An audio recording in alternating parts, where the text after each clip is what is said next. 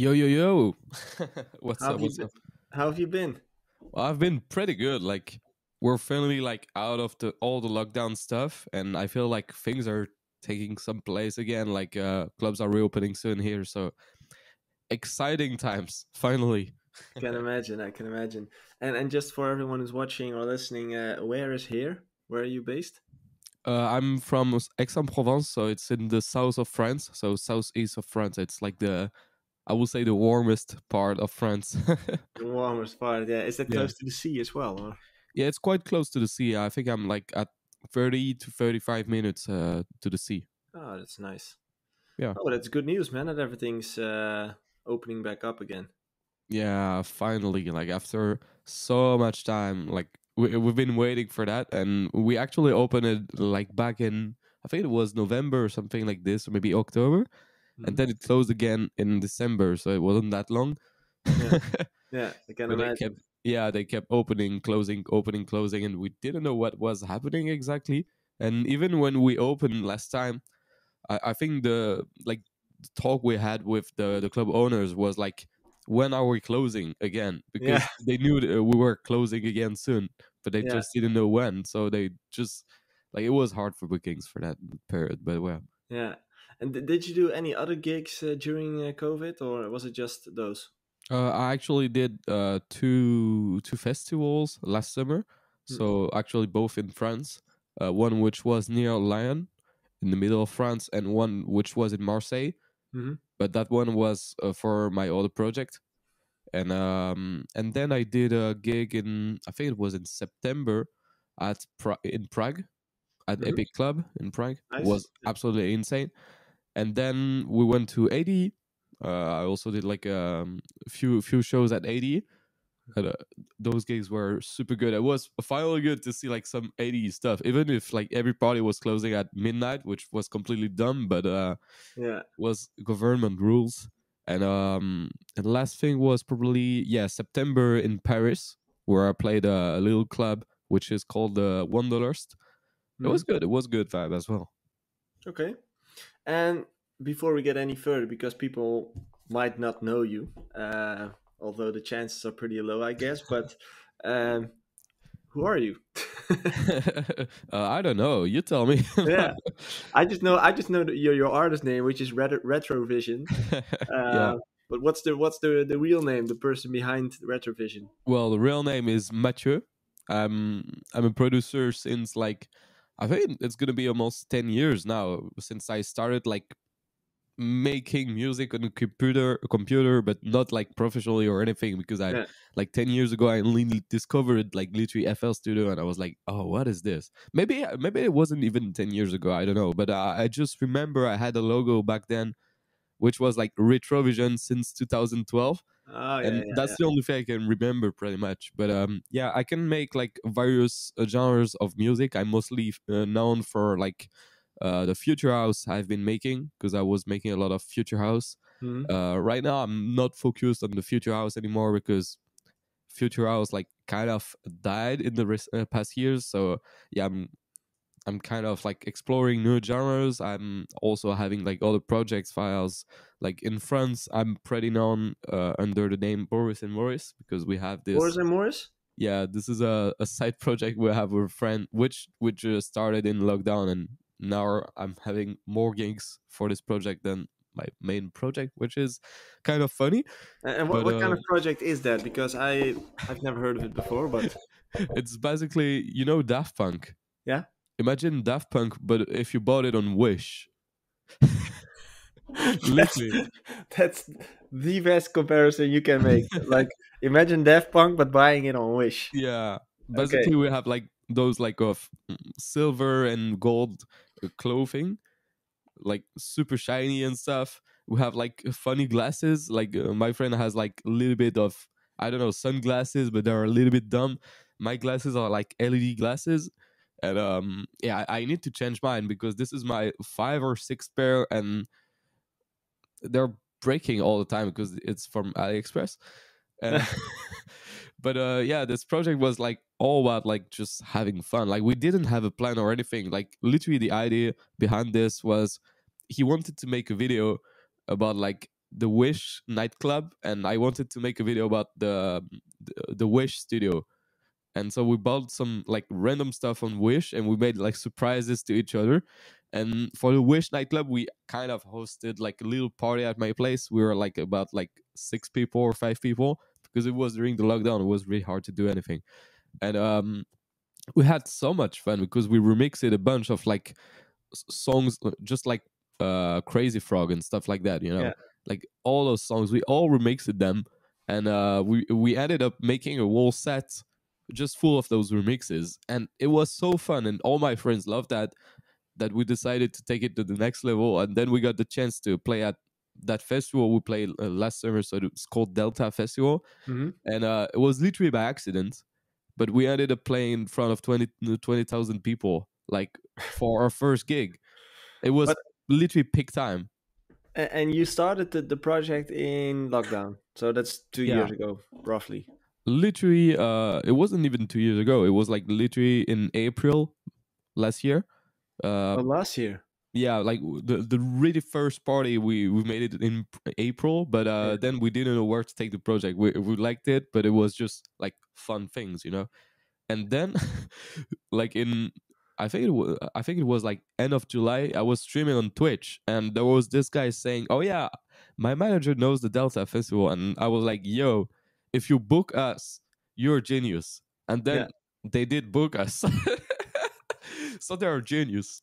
And yeah, it was completely crazy. We spent like a month working on the show just to make everything perfect, because we were like super stressed. It was our first show Yeah. under this project, but also it was both our biggest show of our career, because I never played in front of 20,000 people like this. So how And did that feel? Like with Retrovision, you've been building for almost 10 years, and this is like a month's work, and you're standing in front of 20,000 people. literally, and I I don't know how to react to this. Like I've been loafing about it a lot, because this project is like so visual that I can understand like why it is working. And also it's not about the original music. Like we don't even have a single song on Yeah. Spotify. That's the Yeah. thing. Like even when we had this this gig, we didn't have a single um I think we didn't release a single thing back then. So it was It's funny. more about creativity and the fun behind it than it is about Yeah. the quality. Even like the way they marketed us, like we were having fun with the festival guys, and they say like, "Oh yeah, they are coming back from their big US tour. Uh, they're like everywhere, blah blah blah blah blah." And we had so much fun. We're like, okay, we need to focus and continue on like that kind of stuff. And so then now we're always saying, every time we have a gig, like for example, we have a gig in France, we're saying next stop is like Dubai or something, even if we're not going to Dubai or anything. Yeah. And I think that makes thing even funnier. Yeah. That sounds fun, and I think people were, especially in times of lockdown, they were looking for fun, like Yeah. entertainment. And if there's someone who could bring entertainment to their living rooms in some sort of way, like creating the Wish version of Daft Punk, for example, uh, that could work. Yeah, definitely. Like What, I think this act is not even about a DJ set. Like we're thinking yeah, about it, and it's not even about mixing a DJ set. Like we don't care about mixing with this project. Like usually when I'm doing my DJ set, I'm trying to be a little bit technical. I do a lot of mashups. I do a lot of stuff extra. With this project, I think we're mostly like just going to use auto sync, or even like what we're going to do is like just make groups of like 3 tracks every time, and we just yeah, have to press play each time. And the rest is just going to be interaction with the yeah, crowd, because it's all about the interactions. We're also dancing on stage, but like doing dumb dances, because I'm yeah, not a dancer, he's not a dancer. And so yeah, it's all about like just having fun, having like a little moment with the crowd. And I think they love that. Like every time we play it for now, they just loved it, because it was working well. Like you just spend 1 hour with the crowd instead yeah, of just spending 1 hour on the decks yeah. alone. It's different. What's the main thing that you take from this experience? Because as I mentioned, you've been building your own career as Retrovision for almost 10 years. Now you're experiencing this, a completely different way of building something. What's the main thing you take from this?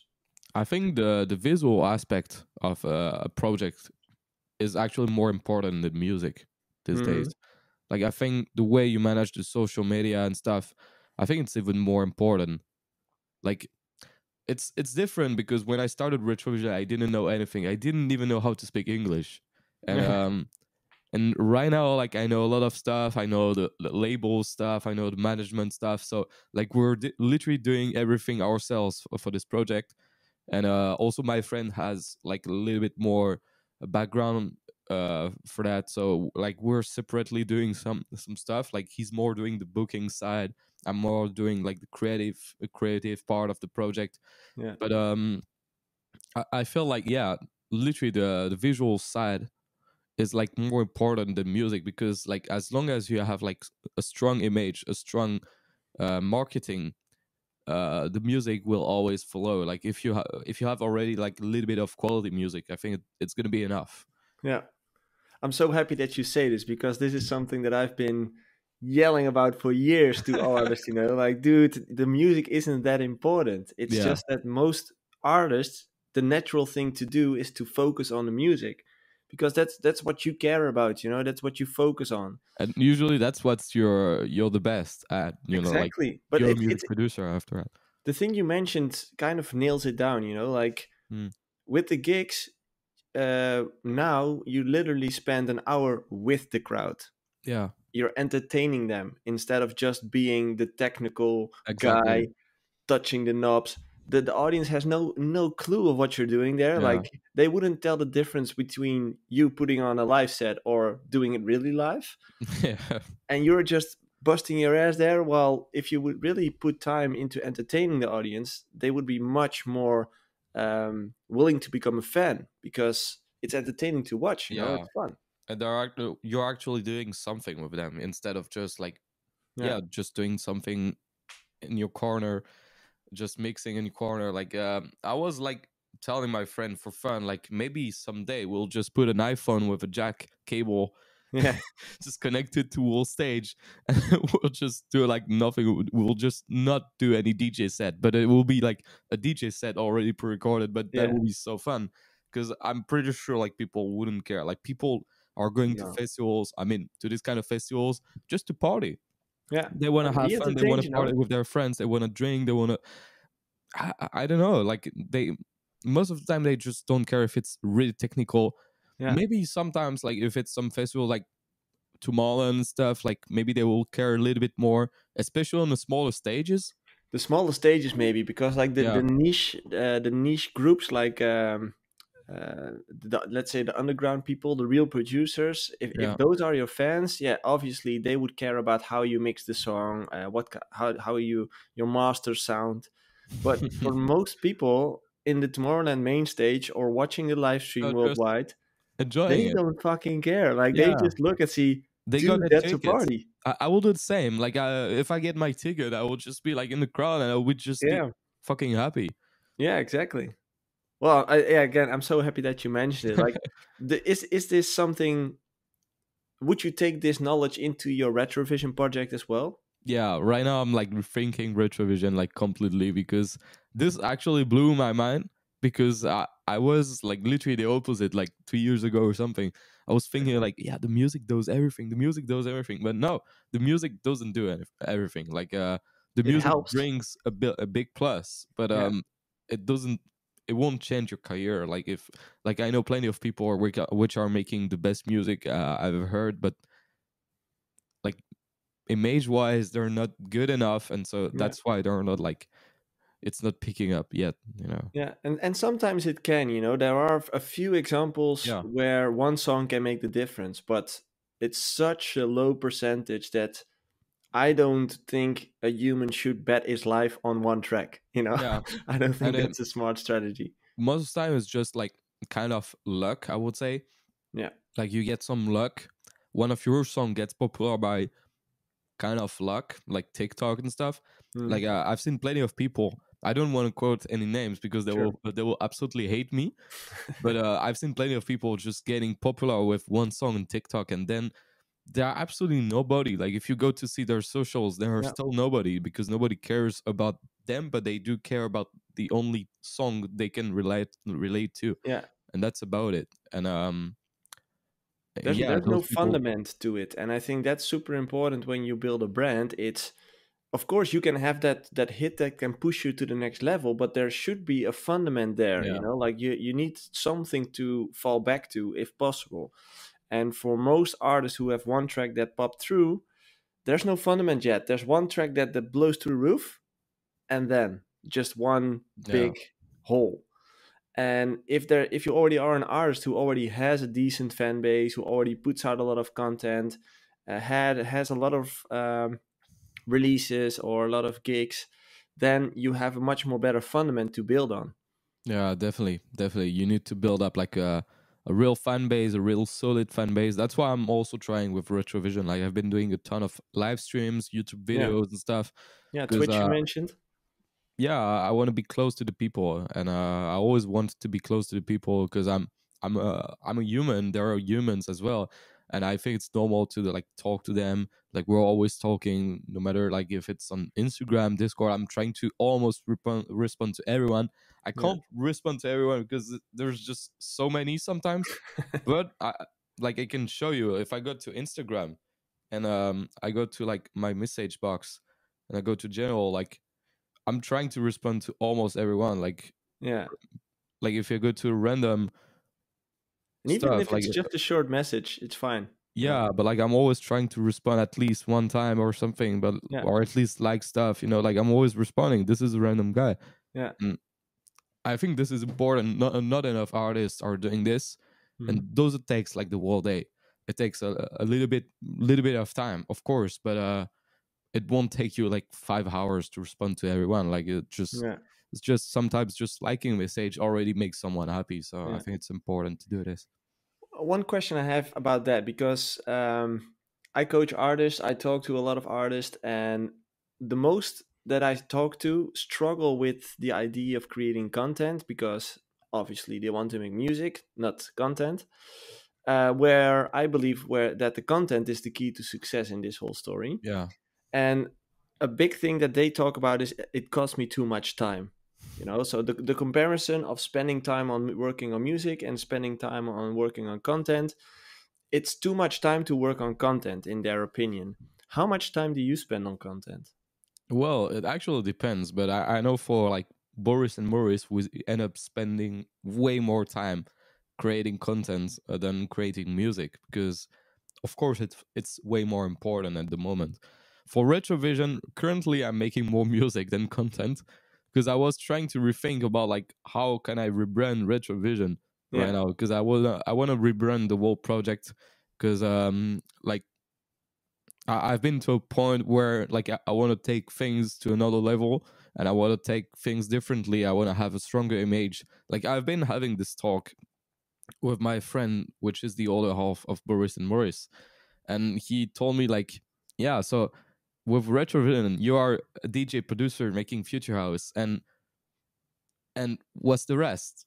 Like, yeah, like what's the special thing about you? And this actually changed my mind. I was like, oh shit, yeah, you're right. And so then yeah, now I'm trying to search for like different stuff. And I think I kind of found a way to where to like take things, especially for my kind of content. And I think I'm gonna bring a little bit of more video game-ish vibes to my project because I just love video games. Like you can more streamer see, kind of. Yeah, I yeah, see. I see a red cube, but I'm not sure what's in there. yeah, it's just like Mario stuff, and then Ah, there's okay, the NES down there, extra, nice. extra. But I just love video games in general. That's why, like, I built this like setup, which is just a gaming setup right here. So Yeah. anytime I'm gaming, I'm just going there. But Is it? Do you live stream your games as well on Twitch? I use it to a little bit, but not too much. But I'm gonna try to do it a little bit more now Yeah, that I have this double computer setup, which is going to be a little bit different. Actually, even triple computer setup, but well, it's a little bit. But I have a weird setup. That's why the other yeah, day I was telling you I have a completely weird setup. But yeah, like I just love video games. A lot of people do, and I want to bring those vibes and just funny vibes overall. Like I want to be yeah, like I always wanted to be a YouTuber as well, And Well, you can combine those two, you know, like becoming a famous artist and being a YouTube influencer, let's say, is kind of the yeah, same thing. It's the same strategy yeah. of building it. I'm trying right now. Like I have to edit a video today as well because I'm dropping a new video today. But like also, it's a little bit weird because I'm doing a lot of video about music production. I don't want to be stuck into that as well, Yeah. which is a little bit weird because whenever you make videos about music production, you're kind of hitting a kind of niche Hmm. group of person which are going to be producers. Yeah. But then you're not like hitting any other people. Yeah. But I have few concepts which I'm thinking of, which are still about music, but those concepts are like kind of different because they can also like touch people which are not making music, and that's what I'm going to try to bring to the channel really soon. Like right now, I'm just going to build the channel a little bit more to get like more subscribers and stuff. And whenever I have like I don't know 50,000 subscribers, then Yeah. I will switch a little bit more things to concept where people who don't produce also can understand the whole videos. But Yeah. yeah, it's gonna be different. But I'm excited for that because this is part of my big plan for this year. That's amazing, man. I'm happy. I'm happy for you. I think that's a Thanks. super smart decision that you've made. Yeah, I'm trying to. I've been like thinking about it so much Yeah. because I've been doing like videos, then I stopped, then I did videos again, then I stopped, and I kept doing this, and because also yeah, I didn't really know where to go. You know, like sometimes I just wanted to make videos about music. Sometimes I was like, oh yeah, but maybe I want to do vlogs as well, and so then I think I'm just gonna do everything on the channel as well Yeah. soon, So and now you've really developed a strategy for yourself, like a plan yeah. where you're heading. That could give a lot of peace of mind. Yeah, basically I'm gonna do like music stuff, then I'm gonna slowly switch into music related stuff, and then I might just switch to like random stuff, but Yeah. like much later, because then I have like a solid fan base, then I can get some more wider fan base and stuff, and then I can get just random people as well who doesn't necessarily like go for this channel for the Yeah. music. And I've seen a lot of YouTubers like doing this. Like there's a big YouTuber in France called Joyka.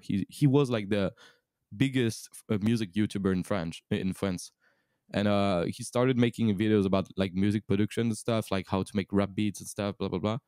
And now he's just making like bunch of random concept. He's doing reaction videos and stuff, and I will do reaction videos as well. But this is one of my concepts as well, but like music related Yeah. reaction videos. I think that's gonna be like kind of interesting. Yeah. True. True. Talking about your current fan base, because to be honest, like I knew your name, and that's probably because through Jobke J Hardway. Yeah, Um, I wasn't familiar with your music that much, but that's because I'm probably not DJing anymore. I'm not really into the yeah, music scene that much anymore. But then I started diving, like doing research for this call and figuring out, like, hey, who is this guy and yeah, what's he doing? Um, I was pretty blown away by the numbers. I was thank like, you. fuck, this guy has a lot of Spotify plays. It's Um, crazy. did a lot of collaborations and worked together with bigger names. Can you tell a bit more about that progress? Because you mentioned you started about 10 years ago. Yeah. How did that evolve? Well, it all started to take like to take shape whenever I was like working. I think I was working at the pizza truck with my parents. My parents had a pizza truck, Oh, and nice. so then I was like working pretty much all day there. But I had like few times where I could work on my music at home, so I was working a little bit on my music at home, and after the work, like in the evenings, so like from 10 p.m. to like 2 a.m. or something. Then I will go to sleep because I was working in the morning, and like this is where I really like I said this in my mind. I was like, yo, you need to do this now. You need to make it now because otherwise you will be stuck in a pizza truck, you know. And same, like I've been working on McDonald's just right before the pizza truck, and I was like working so hard. I'm still working like that hard right now, but it was different because like I didn't know where to go, but I just wanted to like make it, you know. and Yeah. then at some point I released a track which is called Puzzle, Hmm. and this one actually kind of blew up on SoundCloud Where first. did you release it? On SoundCloud, literally. Oh, just free giveaway. Yeah, back then we dropped it like for free on SoundCloud or something, and we were friend like on friend's channel, and then it started to like get some plays on SoundCloud, but no labels wanted it. This was like so fun because I sent it back to like many labels. Nobody wanted it, and I was like, okay, well, we'll just drop it on SoundCloud. And then at some point I received a message from NCS on SoundCloud, which like it is the weirdest way to send a message to an artist.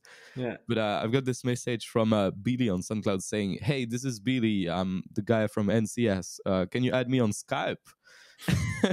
I was like, "Who the fuck uses Skype?"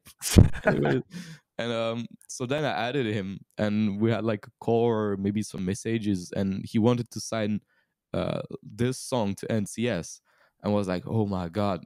And then another label heard that, and they wanted to sign it also, but they actually rejected the song just right before, and I was like, "Fuck no."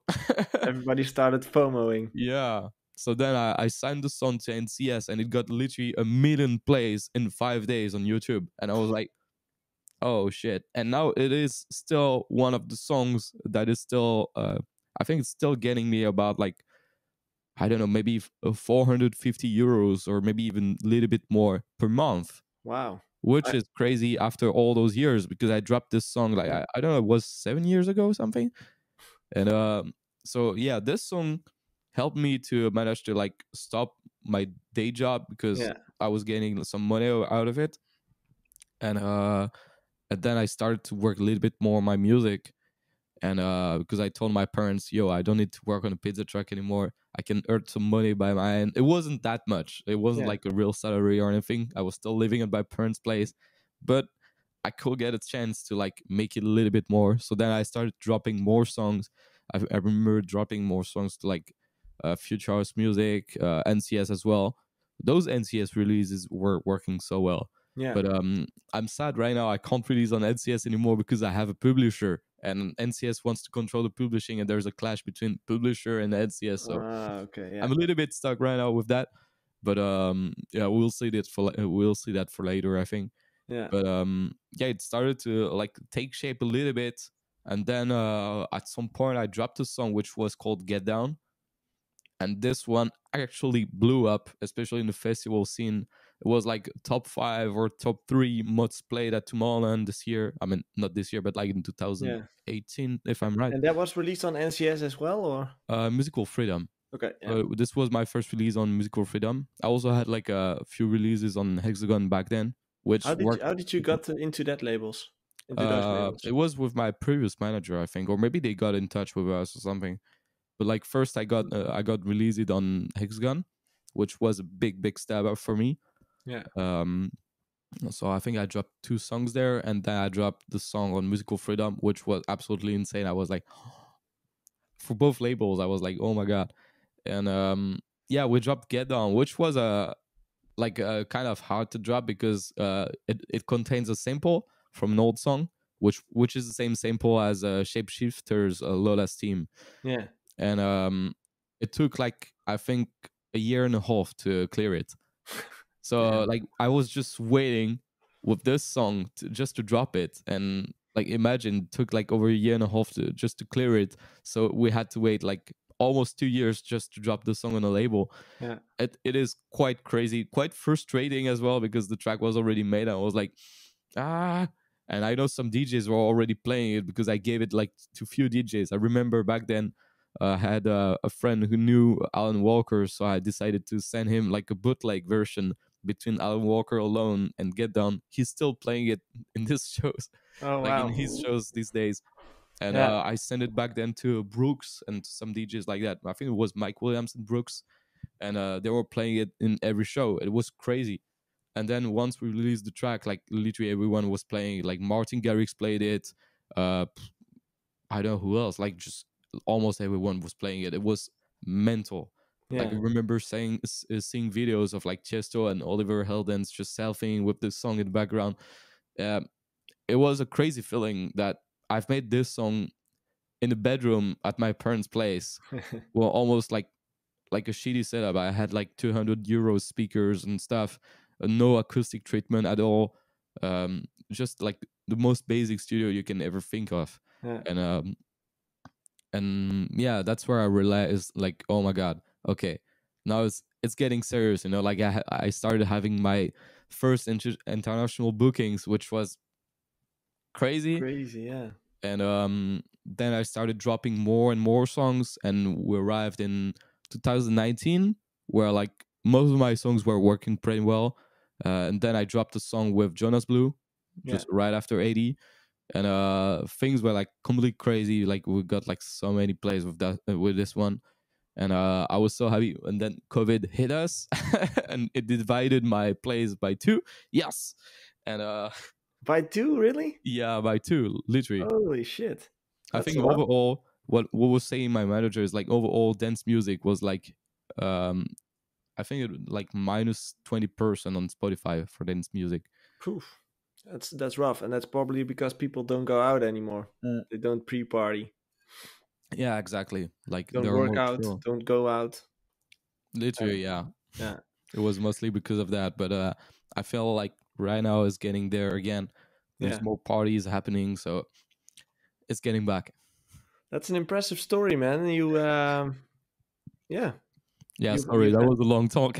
yeah, no worries. Like it's completely understandable, and it's super interesting. As in, it's nice to see someone starting from a pizza truck in his living, or well, his bedroom at his parents' place. And I think it's important for people to hear because, Yeah. again, most producers think you need a $100,000 studio to make a No. hit. As you Like mentioned. all of this is mostly just decoration. Like Yeah, literally, like I've been making some songs here because I'm happy to be here right now. yeah, But like you can see that like those acoustic panels that are not even hanging. But I'm gonna try to hang them soon because it looks better. But get like some purpose. yeah. But Yeah, like all I need right now to make a song is just this MacBook, and that's about it. No headphones, no speakers, and I've been making a lot of songs on the MacBook directly. I'm happy it has a good sound though, but like, well, I don't have it here, but usually I've been using a HD25 from Sennheiser, which is like a pair of 100 euros yeah. headphones. DJ headphones, right? Yeah, it is Yeah, DJ headphones, but it works well. And right now I have like more studio headphones, which are a little bit better. It's a Sennheiser yeah, HD 650, but the HD25 is already great, and I've been using for so long. I'm still DJing with it.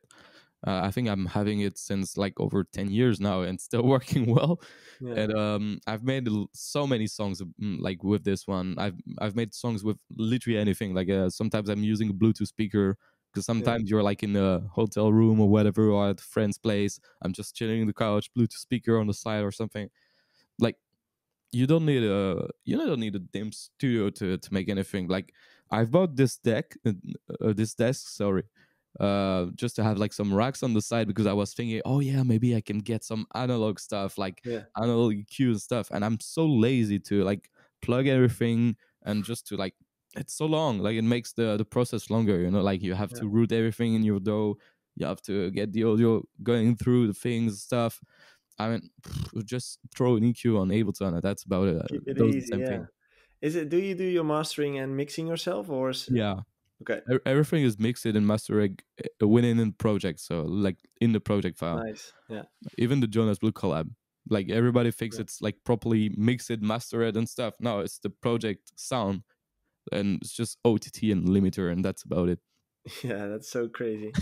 I love the way how you think, man. The simplicity. I think a lot of producers can learn from that because it's tempting to make things more complicated the more Yeah. successful you get. While the real success you got there by keeping things simple. Yeah, literally. I've been making a lot of like bootlegs right now, like just for parties and stuff. And the most simple bootlegs I've made are the more efficient, I will say. Yeah. Like I've made Queen Another Bites of Dust remix. Yeah. which is basically I added like a kick, clap, bass, and that's about it. It works so well because like the bass is already there, like the Yeah. don't. Super recognizable. Yeah, and I just added like another bass just to double it, kick, clap, and some hats at some point, but Yeah. it just works, and people are going crazy when they hear it because they are like, "Oh, I didn't expect a kick and a bass on this one," yeah, Yeah. and yeah, How how are you thinking about the future? Like, for example, where do you see the value of labels now that you're building your own fan base? Do you still see a reason to stick with labels, or do you feel well, like I'm gonna do more on my own now?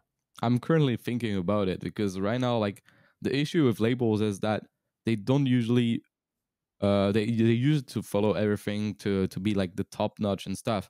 But right now I feel like a lot of labels are a little bit lost with like Spotify playlists Yeah. because this actually changed a lot. And also during the lockdown, like they came from like having people deciding which tracks were in the Spotify playlist to an algorithm which is deciding for you. And Yeah.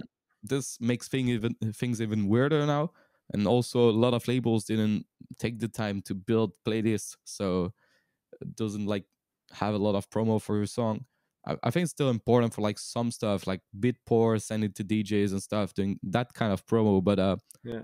I don't think a label should take 50% on a song for that. Yeah. Like Exactly. today, I think things are a little bit more different, and I'm still signing my music on some labels, but Sure. it might change in the future. I hope everything will change. I was discussing that with a guy who works at what well previously it was called Oculus, but now I think it's still Oculus. You know, the VR headsets. Yeah. Yeah. Yeah. So it's from Meta, Facebook, and he said like everything changed, and right now, like TikTok is controlling culture, literally, like all the Look. music stuff. Yeah. Look at all the latest hits from the past 1 to 2 years. Let's say. Yeah, it's all about TikTok, and Yeah.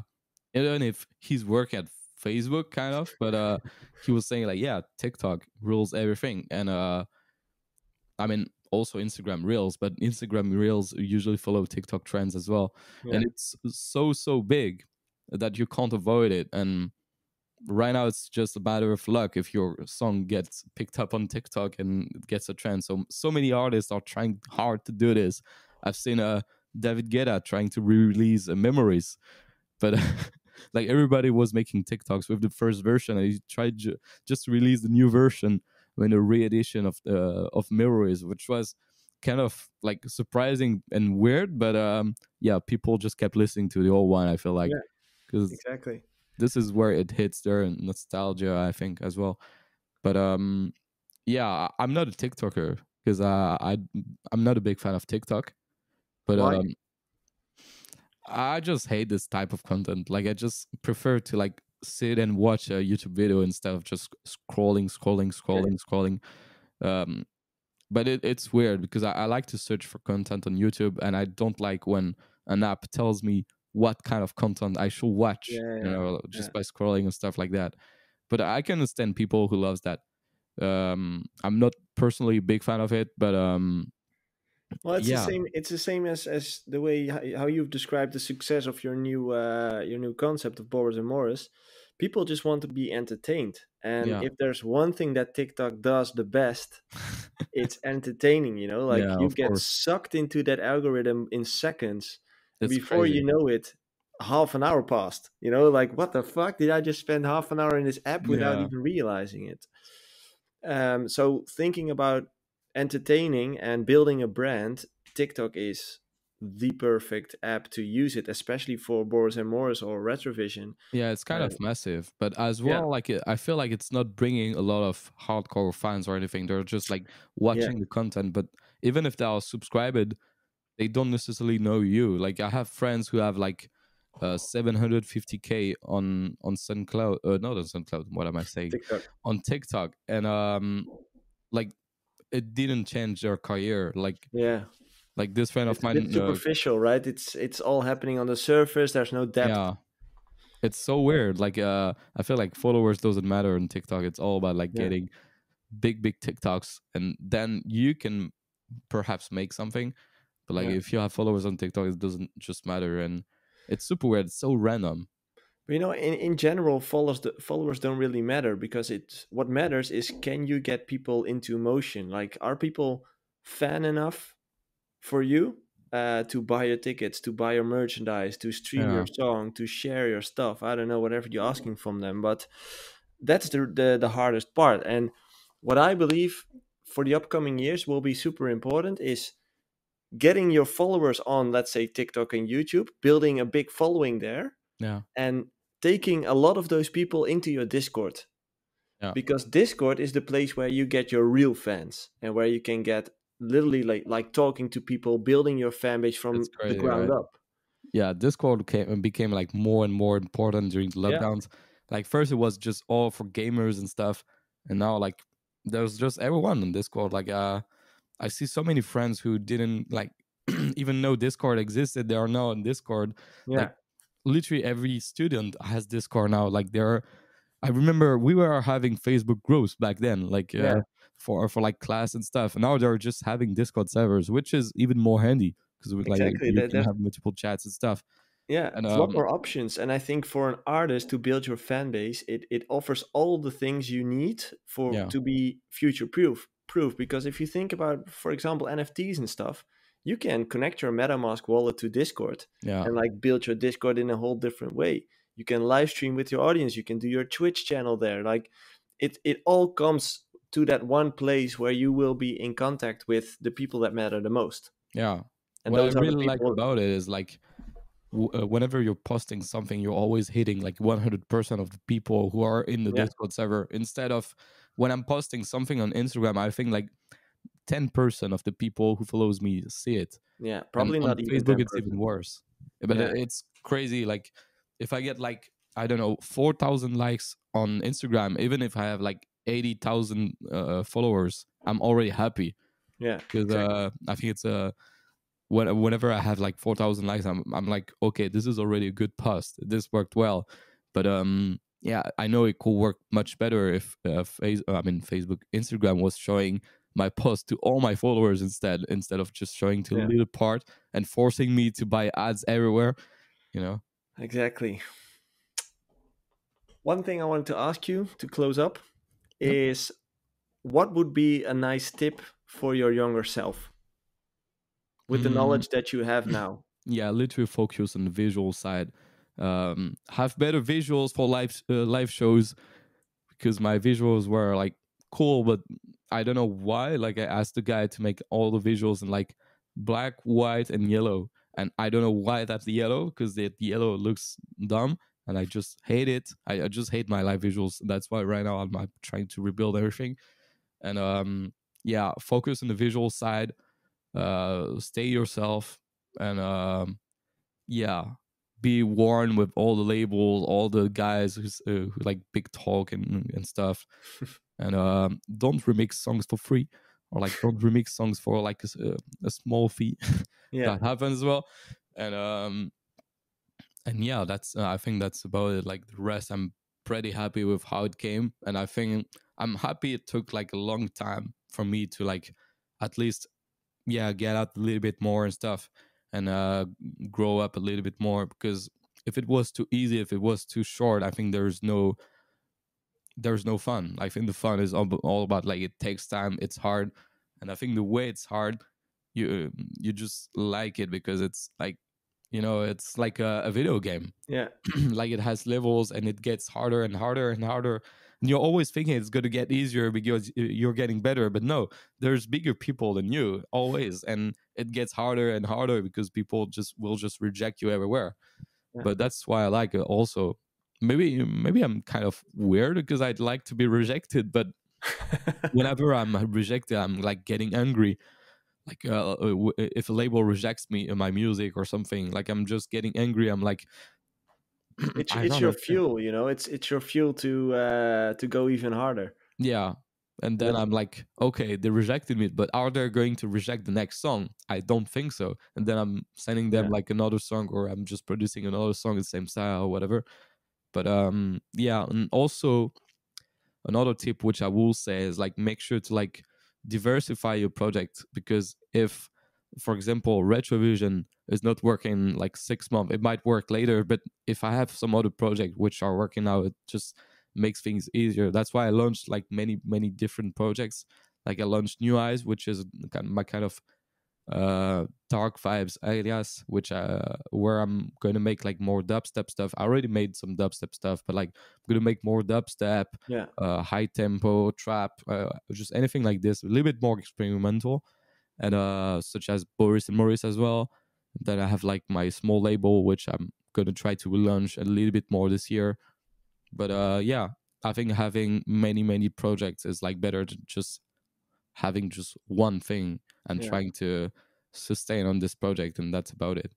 Because Good if this point. project dies, like a project can die, like if this project dies, you have nothing left.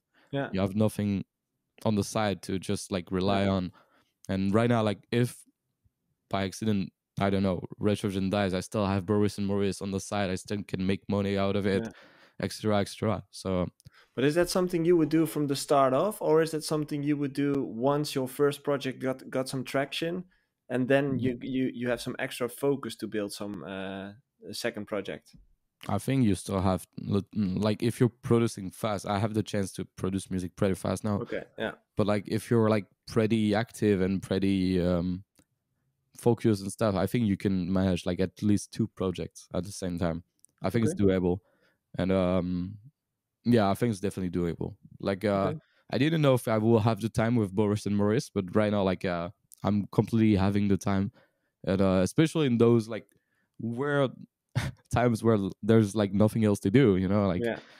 I'm just here making music or making content, and that's about it. But yeah, like right now I'm gonna make a lot of content, I know, and I just hope it's gonna work now. It already does. But Yeah, but yeah. like working better, you know, like I'm trying Yeah. Yeah. to Exactly. overpass.